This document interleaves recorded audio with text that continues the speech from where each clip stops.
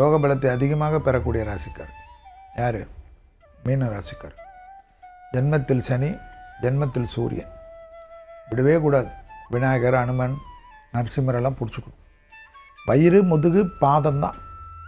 அந்த வயிறுலேருந்து அரணாக்குடியிலேருந்து பாதம் வரைக்கும் அங்கே மலைக்குடல் வரும், யூரினரி வரும், முட்டி வரும், நகம் வரும், கணுக்கால் வரும். தூக்கத்திலே கணுக்கால் இழுத்துக்கிறதெல்லாம் வரும். நல்ல விட்டமின் சப்ளிமெண்ட்ரி எல்லாம் எடுக்கணும். நிறைய தண்ணி குடிக்கணுமா. தூங்குறதுக்கு முன்னாடி ஒரு கிளாஸ் 2 கிளாஸ் குடிச்சிட்டு தான் தூங்கணும். யூரின் வரும்லாம் பார்க்கக்கூடாது. இல்லைன்னா கால் இழுத்துக்கும். பெட்டில் ரொம்ப கஷ்டப்படுவீங்க. அப்புறம் என்னை திட்டுவீங்க. ஆனால் இதுதான் முக்கியம்.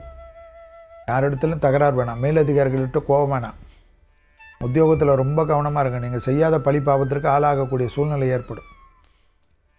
ரொம்ப முக்கியம். அனுமன் சாலிசா சொல்லிக்கினே இருங்க, கேட்டுக்கினே இருங்க. நரசிம்மர் கவசம், விநாயகர் கவசம் உங்களை காப்பாற்றும்.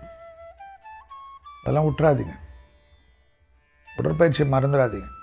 தூக்கத்தை கெடுக்காமல் பார்த்துக்குங்க. நல்ல உடற்பயிற்சி செய்து வேர்வை வரக்கூடிய பயிற்சி செய்தால் மீனத்திற்கு அனுகூலம் காணப்படும்.